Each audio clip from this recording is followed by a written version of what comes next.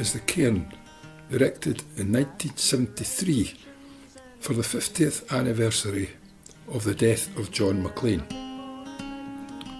It reads, "In memory of John Maclean, born in Pollokshaws, 24th August 1879, died 30th November 1923.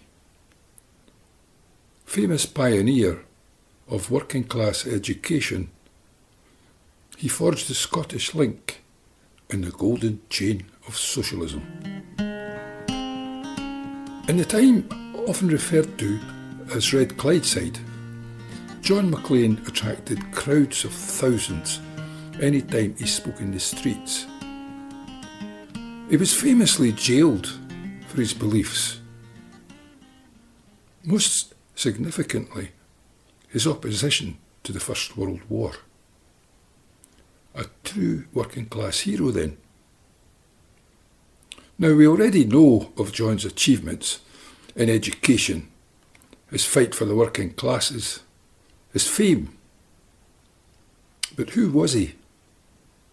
By that I mean his background, his family. Who were they? Well, Jim Mclean, who isn't related to John, was doing research on his own family history and discovered something remarkable about the family history of John Maclean. Jim takes up the story.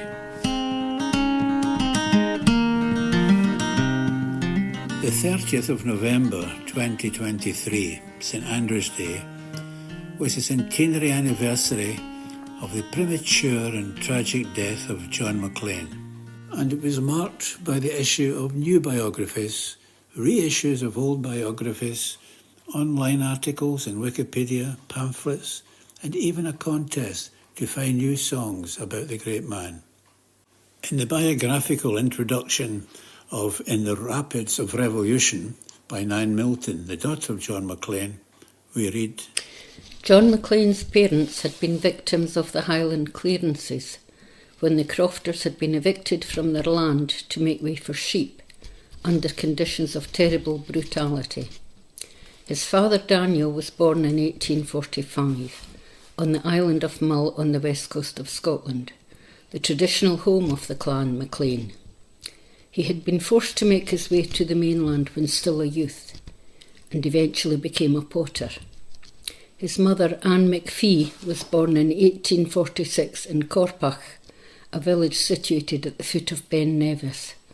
When, as a young child, she accompanied her parents on their forced migration to the south, she could not speak a word of English. As we shared the same surname Maclean, slightly different spelling though, I am M-c, John spelt his M-A-C, I decided to dig a little into his family background. I looked up his birth certificate on scotlandspeople.org, and I was surprised to see he was registered as Maclean with a small c. Registers had their own way of dealing with Gaelic surnames. Some used a small c with a dot or 2 lines underneath, signifying this was a shortened way of writing Mac, M-A-C. But John's father has signed a certificate as Daniel Maclean, M-c, the exact same way as I spell my surname. Further searching of census records, birth, death and marriage certificates showed all members of John's family, father, grandfather, great-grandfather, sisters, brothers, aunts and uncle, all spelt their name M-c. John, however, had changed the spelling for himself and his family to M-A-C. However, a bigger surprise was to find in the 1851 Bo'ness census that John's father Daniel, then aged 8, with his older sister, younger brother, and parents Daniel Maclean and Margaret Smith, were born in Linlithgowshire and were living at 76 North Street, Bo'ness. Furthermore, John's grandfather Daniel and great-grandfather Neil were living in South Street, Bo'ness in 1841, 2 years before John's father was born. This was at odds with the information in Anne Milton's book, where John's father Daniel was supposed to have been born in Mull in 1846 and forced to leave as a youth due to the Highland clearances. Nan Milton's account appears in almost all the biographies, old and new, pamphlets and online comments. The actual truth, however, is that John Maclean's father Daniel was born in 1843 in Bo'ness, the son of a potter and grandson of Neil Mclean, who made nails, and who died in Carridon, then a part of Bo'ness, in 1847. Neither Nan Milton nor any of Maclean's biographers were aware of this.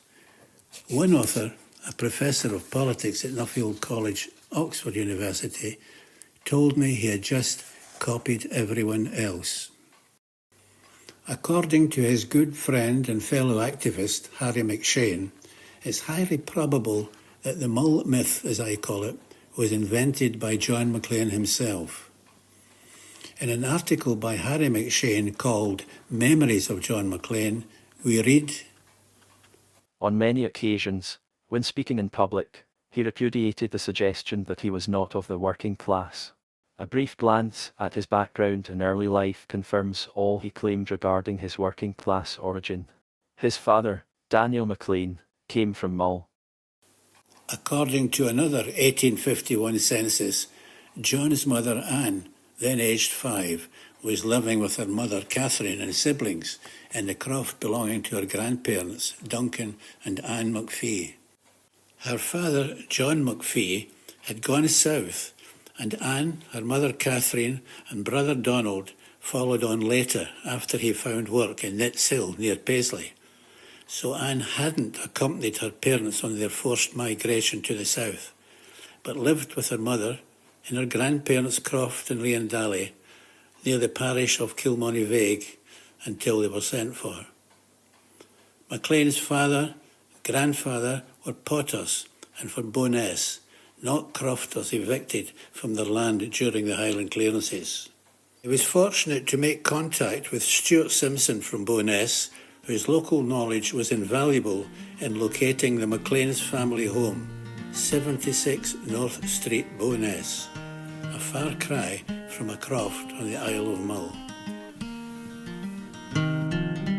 Bo'ness was well known for coal mining, of course, but there were other industries too, which relied on the coal for power, including iron foundries and potteries. It was at Bo'ness Pottery that Daniel's father worked. He was also called Daniel.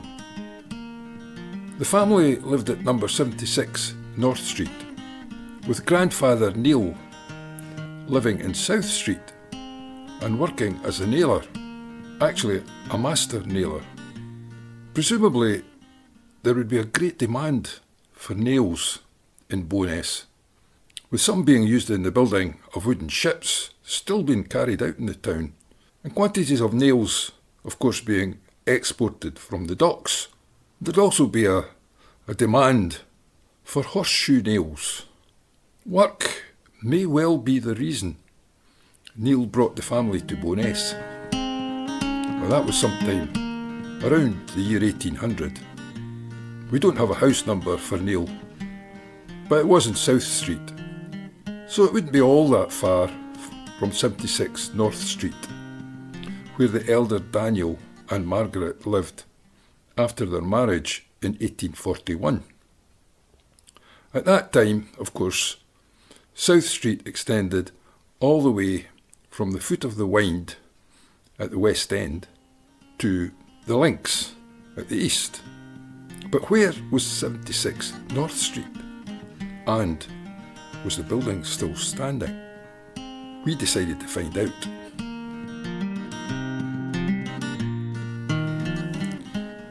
Today, the address for this big building here is 74 North Street. The shop on the ground floor and the residential part are all number 74, its neighbour being 1 Market Street, although it faces North Street. But one Market Street has changed its street address more than once over the years.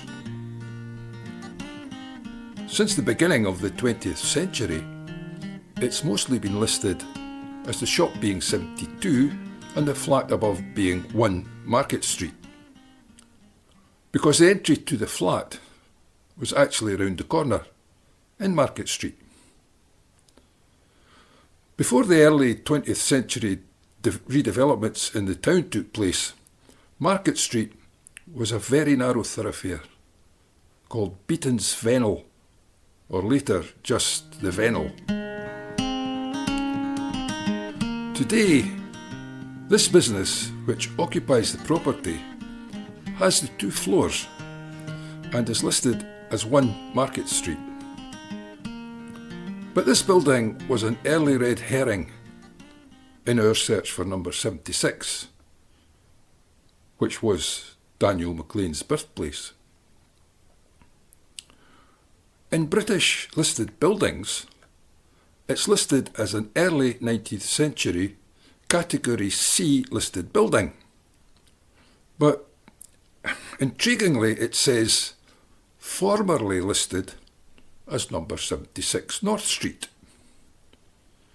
Was this the building we were looking for? It is certainly old enough, being built before Daniel's birth. But wait, the big building next door is 74, and the street numbers in the rest of North Street run in the opposite direction. So why would this building have been listed as number 76? Well, we looked on Scotlists, the Registers of Scotland. 1 Market Street is listed saying that the Solum is shared with number 72 and part of shop number 74.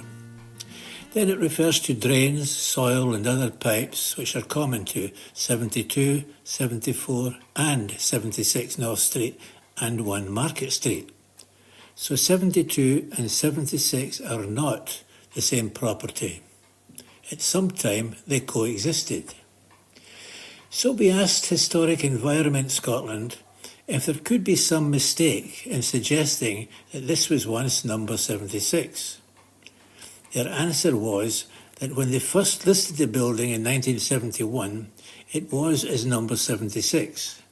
But they did say that might or might not have been an error. Ordnance Survey of the same year has it as number 72. So we don't think that our number 76 was ever in that building at all, but most probably a clerical error in the listing of the building.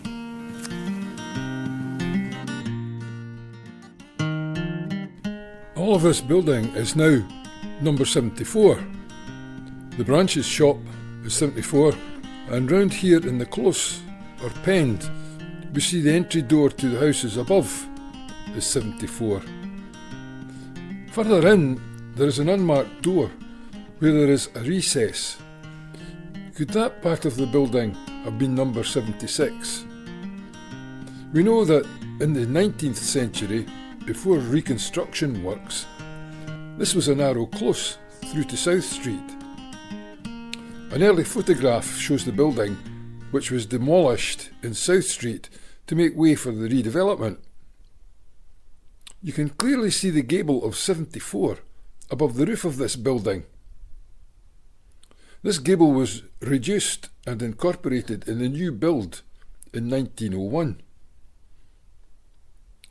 The next part of the close is number 80 and 82, up here, as confirmed by the friendly postman that we met. Today, though, those actual houses are in South Street, and only the entry is here in North Street. Some buildings were demolished to make way for this arrangement.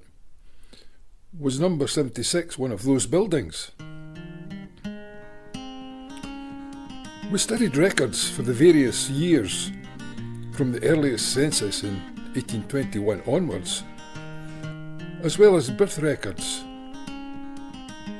Most early census records don't record house numbers. But fortunately for us, Jim's research found that the 1851 census did have house numbers entered, and it clearly shows Daniel Mclean and family living at 76 North Street in that year. Public access to census data is only allowed after 100 years, so we had no data after 1921. And we had found no historic records that number 76 ever existed. We then visited the West Lothian Family History Society in Linlithgow. Of course, Bowness was originally in Linlithgowshire, or West Lothian, and still retains West Lothian as its postal address. Could they help find some historic reference to number 76? Well, yes they could, and in fact they did. They found the valuation and voters' roll had 4 families listed at 76 North Street in 1935. This was great news. So our number 76 was still there. This is many years after the 1901 South Street renovations, so it was possible the building had survived the reconstructions and still survived today. This means we were now looking for more recent records than 1935. Perhaps we could find someone who lived there, or perhaps had a family member, or perhaps even visited.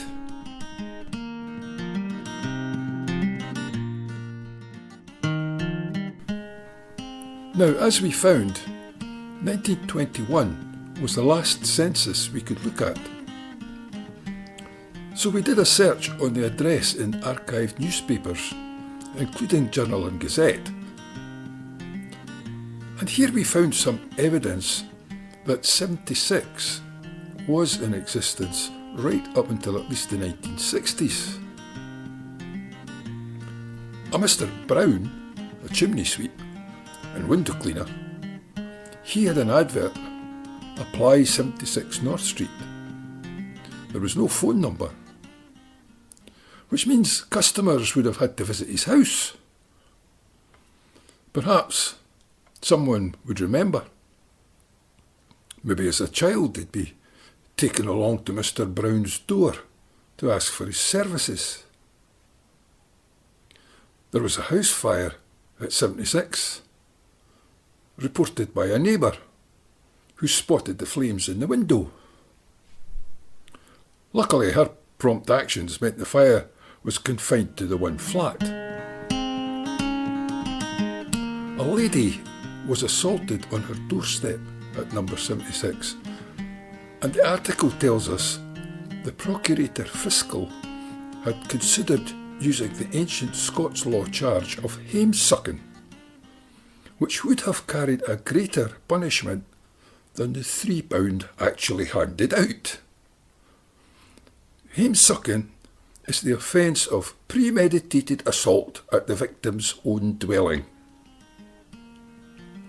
Then, coincidentally, a gentleman came forward who claimed to have been born in the building, above the branch's shop.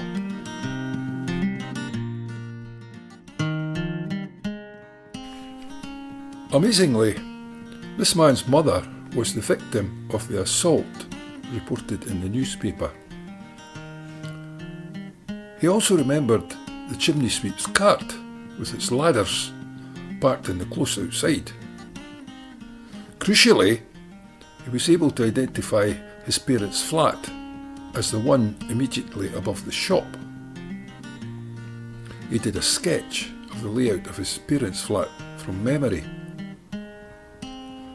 Obviously, as a young boy, he didn't stray much beyond the house, and he found the rest of the empty floor outside his flat, in his words, scary. So we have the assault and the parents' address being at number 76. This entire building then was number 76, with only the ground floor shop being number 74. Now, during the 1960s and early 1970s, there was little done to any buildings in the town centre in the way of decoration, repairs or maintenance. This was due to the plan, first mooted in 1963 and finally abandoned in 1973, to demolish the entire town centre in favour of possible petrochemical development. Empty buildings got boarded up or knocked down. As people moved out, properties weren't re-let. When you see Bo'ness Town Centre today, and particularly this building and its history, you might think that plan would have been tragic if carried out. As a result, nothing was done to this building in that time that would have caused house numbers to change. The council's plans for a modern shopping mall at Douglas Park were finally overturned, and renovation of the existing building started, supported by the Secretary of State for Scotland, and Bo'ness kept its town centre. Then came the renovation of what was referred to as 72 and 74 North Street. Both buildings were comprehensively refurbished in 1981 as a Falkirk District Council project. Then, after the refurbishment, no number 76.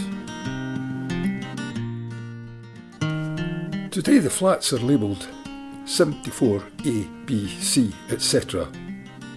But historically, the houses would all be just number 76. So we have no way of knowing which particular flat the Mclean family would have occupied.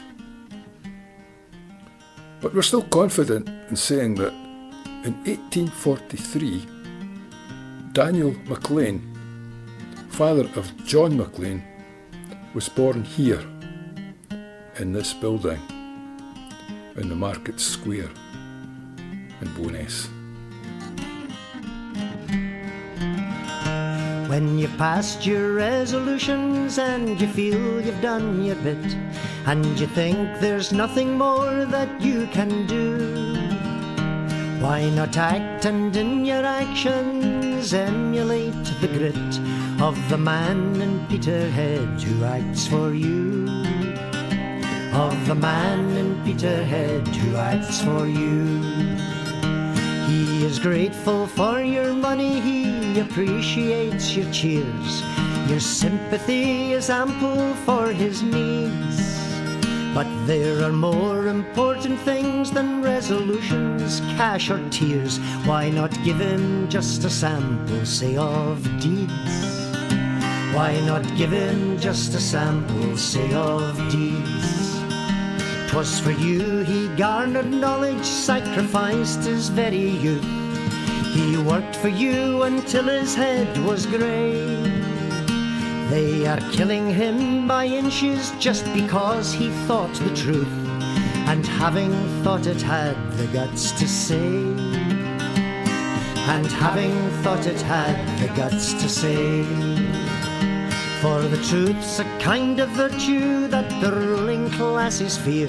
By the foulest means to crush it they have tried. For truth the stones of hate were hurled at prophet and at seer. For truth the gentle Christ was crucified. For truth the gentle Christ was crucified. He will pay you back in plenty, it's you who stand to gain. For his lion heart is yours if he is spared. Then workers, for your own sakes, liberate Mclean. You could do it, aye, tomorrow if you dared. You could do it, aye, tomorrow if you dared. Will you suffer his destruction on the tyrant's battleground? Will you let the cursed wrong defeat the right? He is one against an army. Are you going to see him downed? Are you going to let him die without a fight? Are you going to let him die without a fight? He will pay you back in plenty, it's you who stand to gain, for his lion heart is yours if he is spared. Then workers, for your own sakes, liberate Mclean. You could do it, aye, tomorrow if you dared. You could do it, aye, tomorrow if you dared.